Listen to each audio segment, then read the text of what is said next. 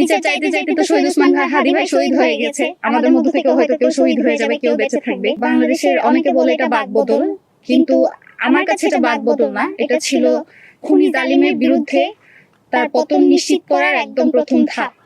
শহীদ আবু সাইদ যেভাবে বুক পেতে দিয়ে আমাদের জন্য বিজয়টা ছিনিয়ে আনার পথটা তৈরি করেছিলেন, 16 জুলাই থেকে 36 জুলাই পর্যন্ত আমাদের ভাইরা জীবন দিয়ে সেটাকে নিশ্চিত করেছেন। আমাদের আসলে খুবই কষ্ট লাগে যখন আমরা দেখি যে কোন শহীদ পরিবারের সাথে আমাদেরকে কাজ করতে হয়। যারা ক্ষমতায় যান তাদের আসলে কাজটা কম, তাদেরকে এই পরিবারগুলোর সাথে বসতে হয় না। তারা ক্ষমতা নিয়ে থাকেন, তারা তাদের মতো করে আলিশান বাড়িতে থাকেন, তাদেরকে এই মানুষগুলোর সাথে আসলে মিশতে হয় না। এই জন্য তারা আসলে জানেও না যে এই পরিবারের দুঃখ দুর্দশাগুলো কেমন। যখন আমরা এই পরিবারগুলোর সাথে কথা বলি, কাজ করি, তখন আসলে আমাদের মাঝে মধ্যে নিজেদের উপর কি বলবো এক ধরনের হতাশা কাজ করে যে আমরা কি করতে পারলাম।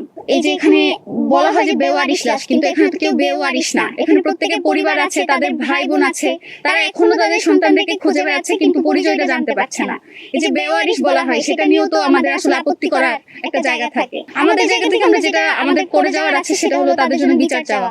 এবং খুনি হাসিনা যেভাবে পালিয়ে গিয়ে 2 দিন পর পর হুঙ্কার দেয়, আমার মনে হয় যে বাংলাদেশ সরকারের যদি ন্যূনতম কোনো দায়িত্ববোধ থাকে, ন্যূনতম কোনো লজ্জা থাকে, তাহলে এটার প্রতিবাদে এই যে এত খুনি হাসিনার যে দোষরগুলো আছে, ছাত্রলীগের যেগুলো 2 দিন পর পর মিছিল দেয়, তাদেরকে দৃষ্টান্তমূলক শাস্তি দিয়ে এই মুখটা বন্ধ করানো উচিত ছিল, কিন্তু সেটাও আমরা দেখতে পাই না। আমাদের জায়গা থেকে ডাকসু এবং আমাদের ব্যক্তিগত জায়গা থেকে যারা আমরা জুলাইয়ের সামনে ছিলাম বা জুলাইয়ের জন্য এখনো কাজ করে যাচ্ছি, আমরা আমাদের জায়গা থেকে বিচারটা চেয়ে যাব যতদিন পর্যন্ত জীবন আছে।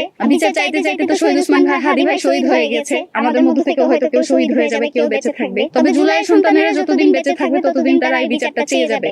এটা আমরা আপনাদের কাছে দৃঢ় কণ্ঠে বলে যেতে পারি, কারণ এইটুকু বিশ্বাস আমার ভাইদের উপর আছে, আমাদের নিজেদের উপর আছে।